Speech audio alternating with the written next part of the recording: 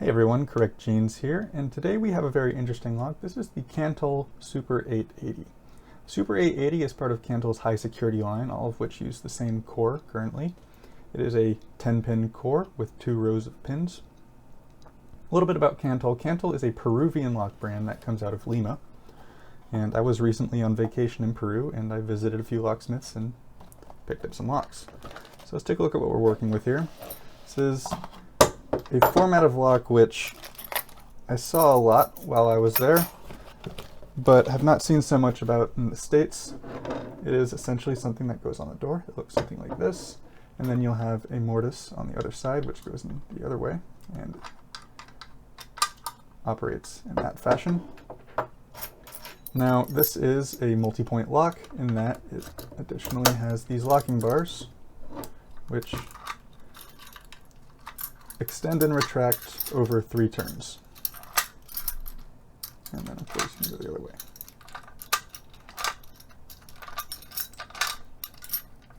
Because I had to make you watch me do that.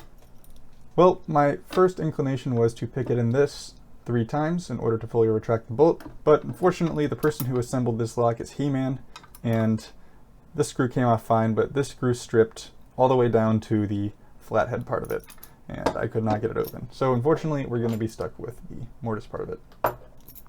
So without further ado, let's go ahead and get this lock clamped up and get it picked. Alright, here we go. We're going to pick it counterclockwise because that's the direction it would be going if it was in the main assembly. I'm going to use a right flag here, upside down from the left, just because there's this little nice ridge in the wording. Nothing on 1 on the left. 2 is binding. Click there. 1 is binding.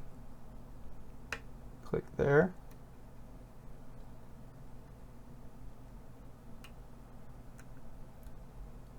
Three is binding. Click there. Nothing on 4. 5 is binding. Come on, 5. Click on 5. Now 4 is binding.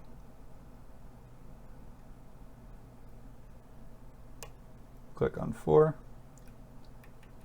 Okay, everything feels loose over there. Let's move to the right. 1 is binding.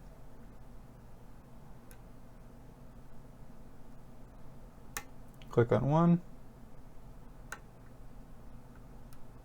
Click on 2. Now we're in a fairly deep false set. Nothing on 3. 4 is binding.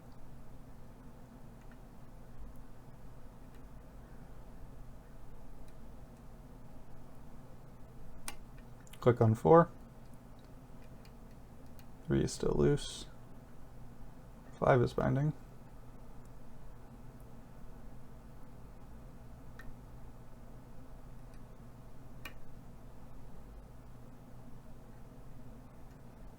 I think we're still stuck on the end of it. There we go. Got 5. Now 3 is binding.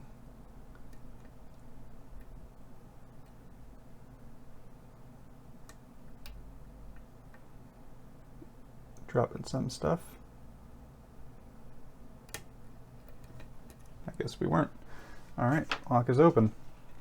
And in the interest of being thorough, let's go ahead and turn it all the way around.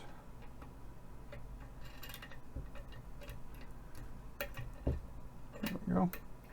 Alright. Not sure, I must have flicked something. It sounded like something dropped, but I guess not. Alright, let's go ahead and get this thing. So, one interesting thing about this lock is that, as you saw, it is a 2-row lock. There are 2 rows of pins on the key, and of course, inside the lock. There are a couple of ways to properly achieve this. The first is that you angle the pins inwards a little bit. You maintain, because you're covering distance around the radius of the plug, you try to angle the pins inwards such that you are keeping that same radius. Therefore your shear line isn't messed up at all. The other way to do it which is famously how Dom often does it, and say their IX locks or in the System D is that you actually curve the pins themselves and lock their rotation, thereby properly following the shear line and preventing it from being, wide. Now, unfortunately, Cantol did not do either of these things. So as a result, what you end up with is a lock that still has 10 pins, but has the unfortunate quality of having a rather wide shear line. This makes it much easier to figure out if things are set, because you get more jiggle in that shear line, and of course it makes it easier to hit that shear line. It's harder to overset and miss it. So, that's not ideal. And we'll see that in a second. There's my follower. So you can see here,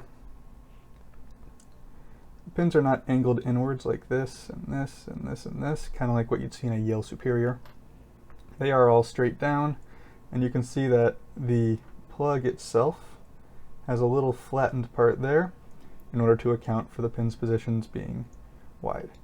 And that flattened part on the plug, of course, makes the shear line bigger, which is, again, not the best way to do it. It's still a functional lock, it's just, it could be engineered better.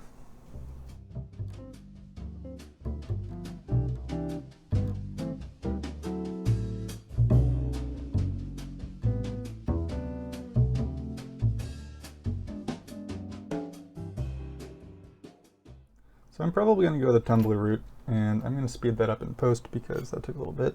But as you can see, we have 10 key pins, each of which is spooled.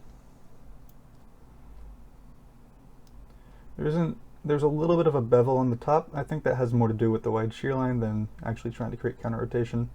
But I mean, the effort was there.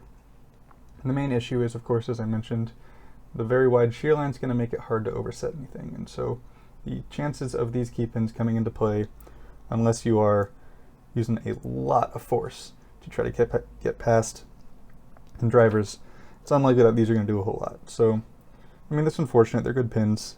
It would be nice if they were put to use in a better system, but can't win them all.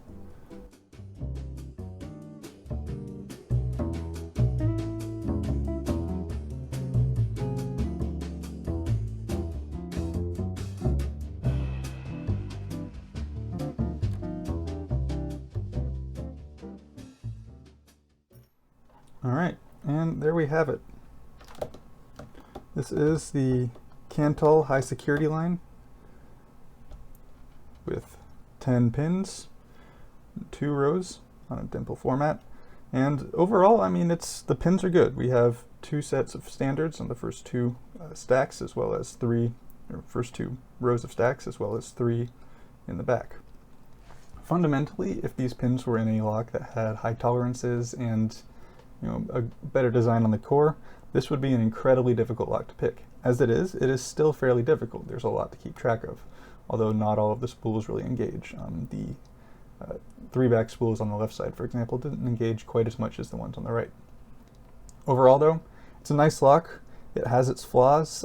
I hope that in the future Cantol chooses to try to fix some of these, but that's all for now. Have a good one.